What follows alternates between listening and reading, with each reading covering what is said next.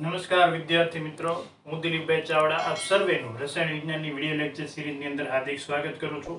આજે આપણે પૃષ્ઠ રસાયણ વિજ્ઞાનમાં એક નવો ટોપિક છે એમની વાતો શરૂ કરીએ। ટોપિકનું નામ છે વિષમાંગ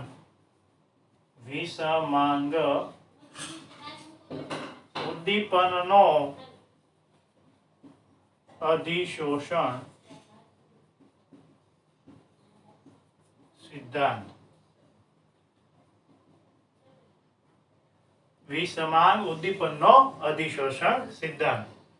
તો આ ટોપિક છે અહીંયા એનસીઈઆરટી ની ટેક્સ્ટ બુકમાં કઈ રીતે સમજાવવામાં આવ્યો છે એમની વિગતવાર વાતો આપણે અહીંયા કરવી છે। આ જે સિદ્ધાંત છે બરોબર, આ સિદ્ધાંત છે એ શું સમજાવે છે? તો આ સિદ્ધાંત છે એ વિષમાંગ સંતુલનની ક્રિયાવિધિને સમજાવે છે। આ સિદ્ધાંત શું સમજાવે છે? તો કે વિષમાંગ સંતુલનની જે પ્રક્રિયા થતી હોય બરાબર, એમની ક્રિયાવિધિ છે એ કઈ રીતે થાય છે એમને સમજાવે છે। બરાબર છે। આમનો જે જૂનો સિદ્ધાંત છે, જૂનો સિદ્ધાંત એ ઉદ્દીપન ના અધિશોષણ સિદ્ધાંત તરીકે, ઉદ્દીપનના અધિશોષણ સિદ્ધાંત તરીકે ઓળખાય છે। સિદ્ધાંત તરીકે એની ઓળખાણ થાય છે। જૂનો સિદ્ધાંત ક્યાં નામે ઓળખવામાં આવે છે? તો કે ઉદ્દીપનના અધિશોષણ સિદ્ધાંત તરીકે ઓળખવામાં આવે છે। આ જૂના સિદ્ધાંતમાં શું કલ્પના કરવામાં આવે છે? તો કે કોઈ એક ઘન અધિશોષક પદાર્થ છે, કોઈ એક ઘન અધિશોષક પદાર્થ છે, ઘન પદાર્થ છે એ અહીંયા અધિશોષક તરીકે કામ કરતો છે। એ ઘન પદાર્થની સપાટી ઉપર અધિશોષિત થતા છે એવા કણો કાં તો દ્રાવણ છે, અને દ્રાવણ નહીં હોય તો એ કોણ હશે? તો કે વાયુમય અણુઓ હશે। દ્રાવણ નહીં હોય તો કોણ હશે? તો કે વાયુમય અણુઓ છે। એમની સપાટી ઉપર શું થતા હશે? તો કે અધિશોષિત થતા હશે। અધિશોષકની સપાટી પર અધિશોષિત થતા હશે। બરાબર છે। અહીં આપણે ઘન ઉદ્દીપક છે એમની સપાટી પર કાં તો દ્રાવણના અણુઓ અને કાં તો વાયુમય અણુઓ છે એ અધિશોષિત થતા હશે। એમના કારણે શું થશે? તો કે એમના કારણે અધિશોષકની સપાટી પર, અધિશોષકની સપાટી પર પ્રક્રિયક છે, પ્રક્રિયક અણુઓની સાંદ્રતા એ વધતી જશે, વધતી જશે। અને પ્રક્રિયક અણુઓની સાંદ્રતા વધવાને કારણે, પ્રક્રિયક અણુઓની સાંદ્રતા વધવાને કારણે શું થતું હશે? તો કે પ્રક્રિયા છે એમનો વેગ છે એ પણ પ્રક્રિયા વેગ પણ એ સાથે વધતો હશે। પ્રક્રિયા વેગ પણ વધે છે। તો પ્રક્રિયા વેગ વધે છે એમનું કારણ એમને શું આપ્યું? તો કે આ પ્રક્રિયક અણુઓ છે એ અધિશોષકની સપાટી ઉપર જમા થતા રહે છે, એના કારણે પ્રક્રિયા વેગ છે એમાં વધારો થતો છે। ઉદ્દીપકના ઉપયોગથી પ્રક્રિયા વેગમાં વધારો થાય છે। તો આ અધિશોષણનો જે જૂનો સિદ્ધાંત હતો ઉદ્દીપક માટેનો, એમાં એવું કલ્પના કરવામાં આવી હતી કે ઘન અધિશોષકની સપાટી પર અધિશોષિત પદાર્થો જમા થશે। એનો મતલબ શું થશે? ઘન અધિશોષકની સપાટી પર પ્રક્રિયકની સાંદ્રતા ધીમે ધીમે વધતી જતી છે, અને સાંદ્રતાનો વધારો છે એ જે તે પ્રક્રિયાનો વેગ વધારતો હશે। આ ઉપરાંત આ એક બાબત આમાં નોંધવામાં આવી હતી। આ ઉપરાંત બીજી બાબત પણ નોંધવામાં આવી હતી કે આ જે પ્રક્રિયા છે એ ભૌતિક અધિશોષણ હોય કે રાસાયણિક અધિશોષણ હોય, આ અધિશોષણની પ્રક્રિયા છે, અધિશોષણ પ્રક્રિયા એ કેવી પ્રક્રિયા હોય? તો કે ઉષ્મા ક્ષેપક પ્રક્રિયા હોય છે। ઉષ્મા ક્ષેપક પ્રક્રિયા હોય તો એમાંથી જે ઉષ્મા ઉત્પન્ન થાય એ ઉષ્મા છે એ શું કરતી છે? એ ઉષ્મા રાસાયણિક પ્રક્રિયા છે એમનો વેગ વધારતી રાસાયણિક પ્રક્રિયાનો વેગ છે એ શું કરે છે? વધારે છે. તો રાસાયણિક પ્રક્રિયાને વેગ વધારવા માટેનું બીજું અધિશોષણ ના સિદ્ધાંતમાં કારણ આપવામાં આવ્યું હતું ઉષ્માક્ષેપક પ્રક્રિયા દરમિયાન ઉત્પન્ન થતી અધિશોષણ ઉષ્મા. આ જે અધિશોષણ ઉષ્મા ઉત્પન્ન થાય છે એ જ રાસાયણિક પ્રક્રિયાનો વેગ વધારતી હશે. તો આ અધિશોષણનો જે જૂનો સિદ્ધાંત છે ઉદ્દીપક માટેનો ક્રિયાવિધિ સમજાવતો, એ સિદ્ધાંતમાં ઘન અધિશોષક પર પ્રક્રિયકોનું જમા થવું સાંદ્રતાનો વધારો કરે છે અને એ સાંદ્રતાનો વધારો પ્રક્રિયાનો વેગ વધારતો છે. અને બીજું સાથે સાથે કારણ શું આપવામાં આવ્યું તો કે અધિશોષણ ઉષ્માક્ષેપક પ્રક્રિયા હોય તો ઉષ્માક્ષેપક પ્રક્રિયાના અંતે અધિશોષણ ઉષ્મા ઉત્પન્ન થશે ને અધિશોષણ ઉષ્મા છે એ રાસાયણિક પ્રક્રિયાનો વેગ વધારતી હશે. આ જૂના સિદ્ધાંતની અંદર રજૂ કરવામાં આવી છે એ બાબતોની અહીંયા મુખ્ય વાતો છે એ આપણે જોઈ. ત્યાર પછી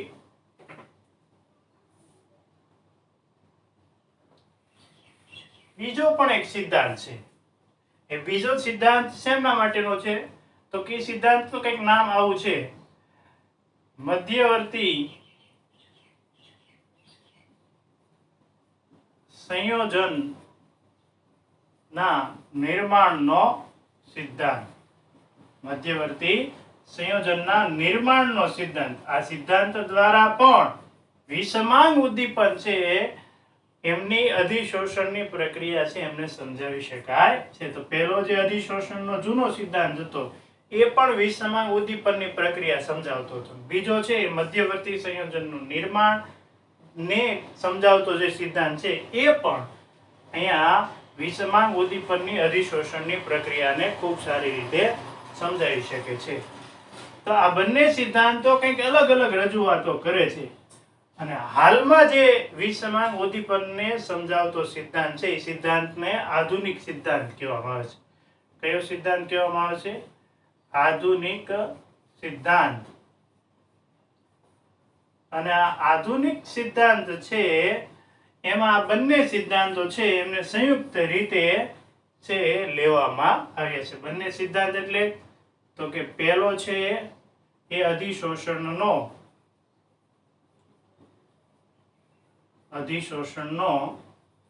જૂનો સિદ્ધાંત અને બીજો છે એ શું છે તો કે મધ્યવર્તી સંયોજન ના નિર્માણનો સિદ્ધાંત. આ બંને સિદ્ધાંતો છે એમની ભેગી રજૂઆત છે એટલે કે એમની સંયુક્ત રજૂઆત છે. કયા સિદ્ધાંતમાં તો કે વિષમાંગ ઉદ્દીપનની ક્રિયાવિધિ સમજાવતો આધુનિક સિદ્ધાંત છે એમાં જૂનો સિદ્ધાંત અને મધ્યવર્તી સંયોજનના નિર્માણનો સિદ્ધાંત આ બંને સિદ્ધાંતને ભેગા કરી અને રજૂ કરવામાં આવ્યો હતો. હવે આ સિદ્ધાંત છે એ ટોટલ 5 સોપાનોમાં ક્રિયાવિધિ સમજાવે છે. આ સિદ્ધાંત દ્વારા 5 સોપાનમાં વિષમાંગ 5 સોપાન દ્વારા વિષમાંગ ઉદ્દીપનની ક્રિયાવિધિ સમજાવવામાં આવી છે.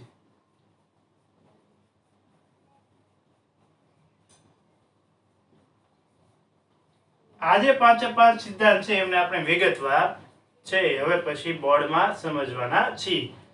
જેમને એક આકૃતિ દ્વારા આપણે ખાસ તો સમજશું અને એમના દ્વારા 5 નું શાબ્દિક વર્ણન છે એ જોતા જશું. તો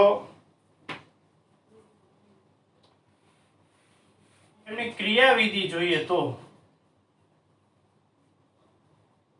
વિષમાંગ ઉદ્દીપનની અધિશોષણની જે ઘટના છે એમની ક્રિયાવિધિ ટોટલ 5 સોપાનોની અંદર થાય છે. એમાં પહેલા સોપાનમાં શું થશે તો કે એક ઉદ્દીપક અહીંયા દોરવામાં આવે છે.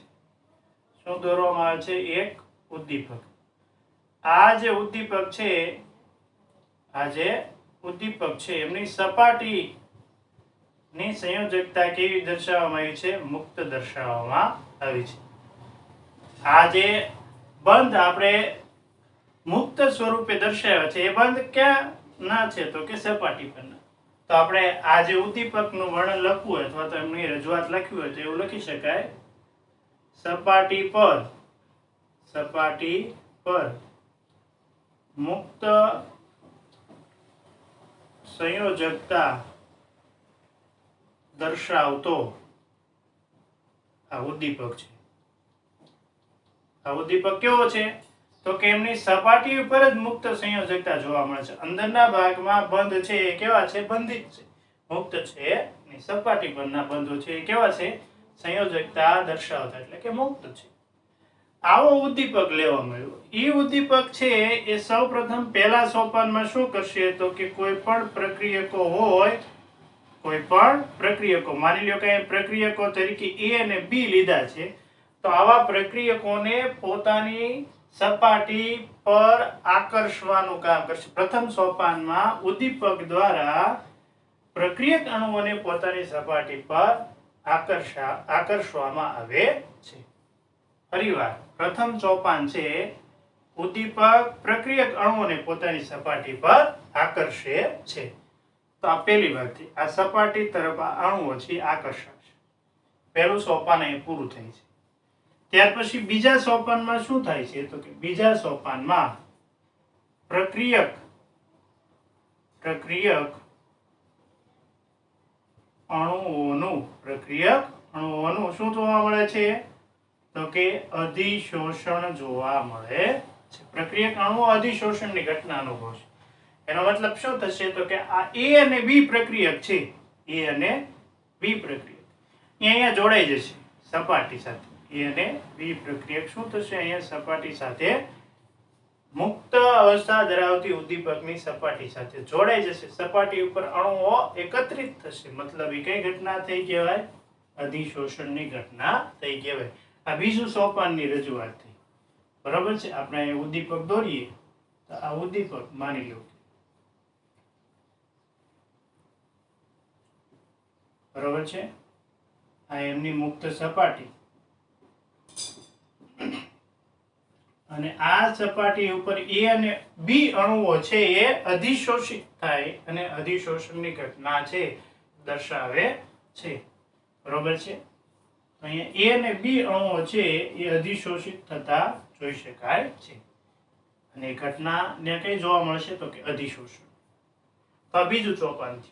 ત્રીજા સોપાનની અંદર શું થશે? તો કે પ્રક્રિયા આગળ વધશે. સોપાન ત્રીજામાં ફરી વખત શું થશે? અધિશોષણ થશે. પ્રક્રિયક અણુઓનું શું જોવા મળશે? તો કે અધિશોષણ. અને અધિશોષણના કારણે રાસાયણિક પ્રક્રિયા છે એ થશે. અધિશોષણના કારણે રાસાયણિક પ્રક્રિયા થશે. આખી રજૂઆતને આપણે અહીંયા જોઈએ તો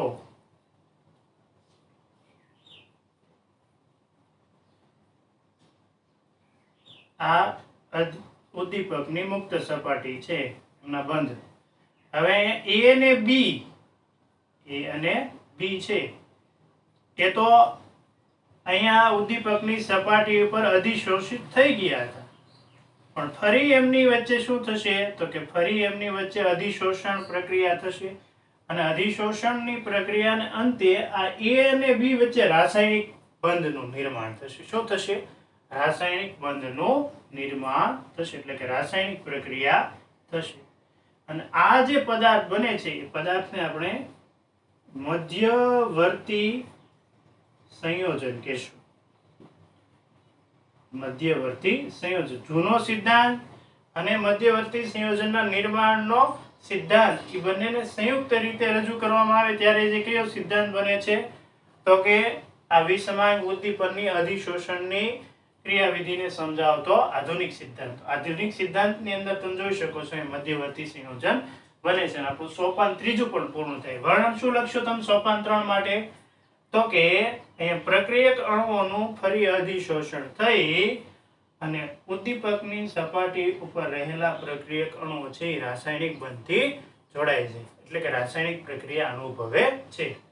ત્યાર પછી ચોથા સોપાનની અંદર આપણે એવું લખી શકીએ, ચોથા સોપાનમાં શું થશે તો કે ચોથા સોપાનની અંદર આપણે એવું જોઈ શકીએ છીએ કે અહીંયા જે આ બંધ છે એ બંધ હવે તૂટશે.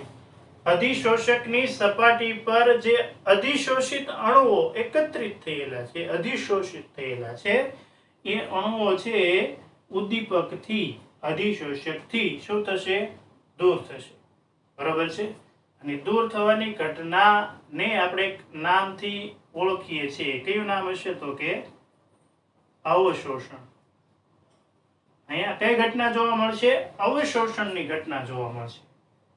સોરી, અવશોષણ કે અવશોષણ ન કહેવાય, એને અપશોષણ કહેવાય. શું કહેવાય છે? અપશોષણ.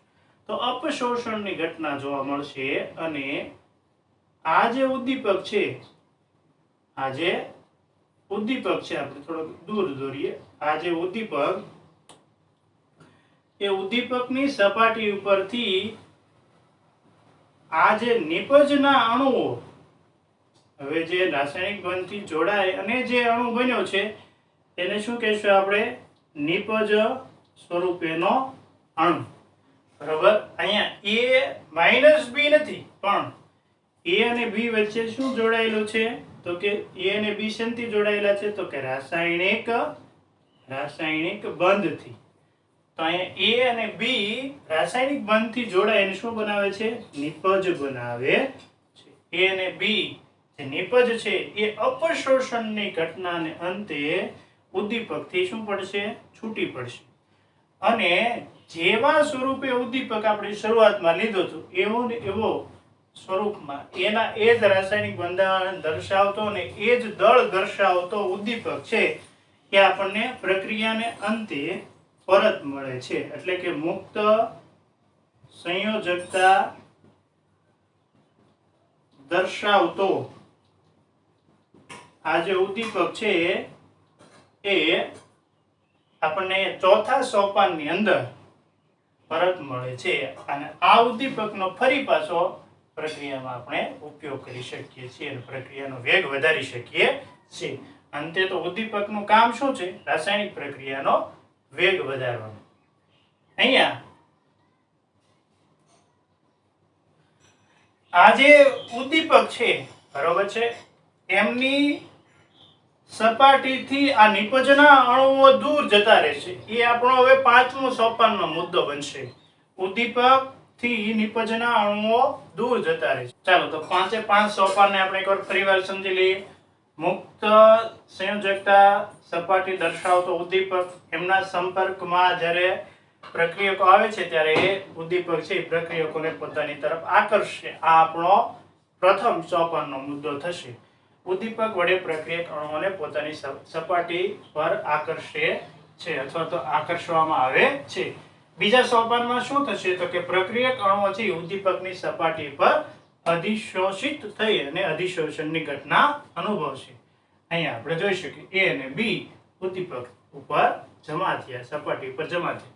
ત્યાર પછી ત્રીજો સોપાનનો મુદ્દો શું બનશે તો કે આ જે પ્રક્રિયકના અણુઓ છે, બીજા સોપાનમાં મળેલા પ્રક્રિયકના અણુઓ એ ફરી અધિશોષણ છે એમની ઘટના અનુભવશે અને મધ્યવર્તી સંયોજનનું નિર્માણ કરશે અને રાસાયણિક બંધ બને છે. કેતા રાસાયણિક પ્રક્રિયાઓ થતી જોવા મળે છે.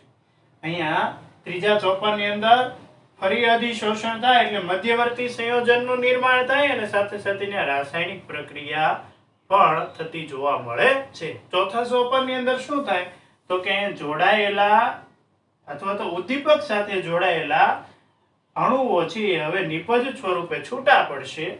કઈ ઘટના એને કહેવાશે તો કે અપશોષણની ઘટના અનુભવી નિપજ સ્વરૂપે છૂટા પડશે. બરોબર છે. ત્યાર પછી પાંચમા સોપાનની અંદર શું થશે તો કે ઉદ્દીપક થી નિપજના અણુઓ દૂર અને દૂર ધકેલાતા જશે. બરોબર છે. તો ટોટલ આવા 5 મુદ્દાઓ છે એ 5 સોપાન સ્વરૂપે રજૂ કરેલા છે, જે આકૃતિ દ્વારા જ આપણે એમનું વર્ણન છે એ રજૂ કરવાનું છે. એમને આમ યાદ રાખવાની દ્રષ્ટિએ ગોખવાની કોઈ જરૂરિયાત નથી. આકૃતિ દ્વારા ખૂબ સારી રીતે સમજી અને સમજણભરી બાબતો છે એ યાદ રાખી શકાય. ગોખવાની જરૂરિયાત રહેશે નહીં. પાંચમા સોપાનમાં કેટલીક ડિટેલમાં વાત કરેલી છે કે માની લ્યો કે હવે પ્રક્રિયાને અંતે બરાબર 5 સોપાનને અંતે આપણને જે ઉદ્દીપક મળે છે એ ઉદ્દીપક પણ શરૂઆતમાં લીધેલા ઉદ્દીપક જેવો જ મુક્ત સંયોજકતા દર્શાવતો ઉદ્દીપક હશે. આવો આ ઉદ્દીપક ની સપાટી પર એક સમાન વાયુના અણુઓ એકત્રિત થઈ શકે અને જુદા જુદા સ્તરની રચના કરી શકે. એક સમાન વાયુના અણુઓ એકત્રિત થઈ અને સ્તરની રચના કરશે. અને જો જુદા જુદા વાયુઓના અણુઓ દાખલા તરીકે અહીંયા A અને B છે, A અને B, જ્યાં A અને B શું છે તો કે વાયુના અણુઓ. થોડુંક આપણે વિઝ્યુલાઇઝ થાય એ રીતે A અને B એ વાયુમય અણુઓ છે અથવા તો વાયુના અણુઓ છે. એ જ્યારે આ ઉદ્દીપકની સપાટી ઉપર એકત્રિત થશે, અધિશોષિત થશે, ત્યારે આ વાયુના અણુઓ છે એ બંને એકબીજા સાથે જોડાય અને શું બનાવી નાખશે તો કે સંયોજન બનાવી નાખશે. શું બનાવશે? સંયોજન બનાવશે. અને આ સંયોજન કેવું હશે? સંયોજન દાખલા તરીકે AB પ્રકારનું સંયોજન હશે. તો એ સંયોજન બનાવે છે અને આ જે સંયોજન છે એ વાયુમય સંયોજન હશે જે બાષ્પીભવન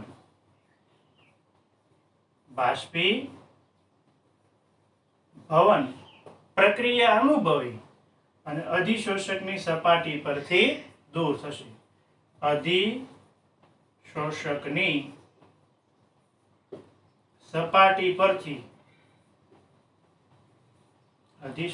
સપાટી પરથી શું થશે તો કે દૂર થશે.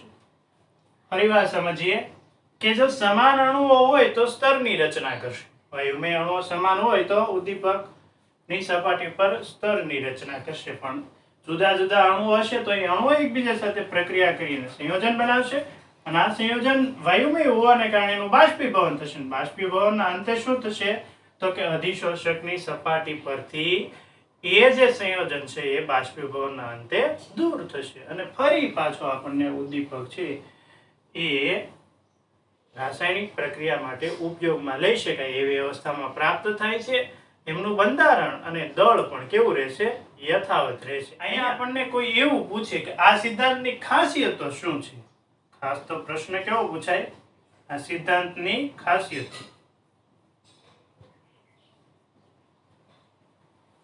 તો ખાસિયતમાં પહેલું આપણે પહેલી એક બે ખાસિયત તો શું લખશું તો કે એમના દળ અને બંધારણ.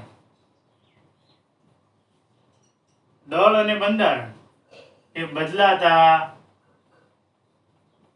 નથી. એમના એટલે કોના? એ વાત કોની કરવામાં આવે છે તો કે ઉદ્દીપકના. ઉદ્દીપકનું દળ અને બંધારણ બદલાતું નથી. બીજી બાબત ખાસિયત સ્વરૂપે આપણે એ રજૂ કરી શકીએ કે અહીંયા અલ્પ માત્રામાં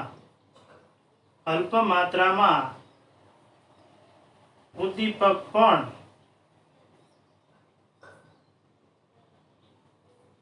અલ્પ માત્રામાં રહેલું ઉદ્દીપક પણ ખૂબ જ અસરકારક છે. ફરીવાર સમજીએ કે અહીંયા ઉદ્દીપકનો જથ્થો પ્રક્રિયા દરમિયાન બહુ વધારે પ્રમાણમાં જરૂરી નથી.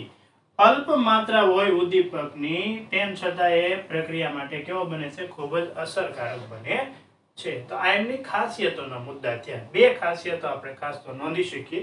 એમના દળ અને બંધારણમાં કોઈ ફેરફાર થતો નથી. બંધારણને સંગઠન સ્વરૂપે પણ અહીંયા પ્રયોજ્યો છે, શબ્દ વાપરવામાં આવ્યો છે. તો ઉદ્દીપકના દળ અને એમના સંગઠનમાં બદલાવ જોવા મળતો નથી અને ઓછી માત્રામાં ઉદ્દીપકનું પ્રમાણ હોય તો પણ એ એટલો જ વધુ અસરકારક રહે છે. વધારે પ્રમાણની કોઈ આવશ્યકતા નથી. આ સિદ્ધાંતની ખાસિયતો થઈ. સિદ્ધાંતની મર્યાદાઓ.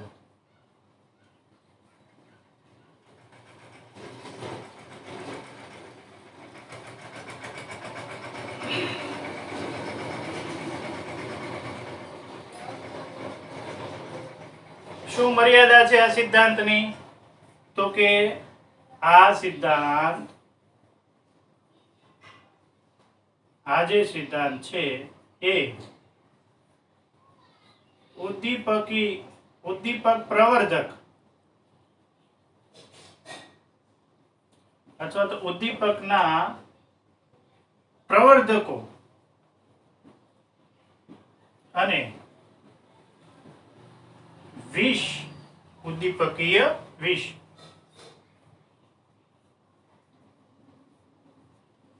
ઉદ્દીપકીય વિષ વિશે કોઈ માહિતી આપતો નથી.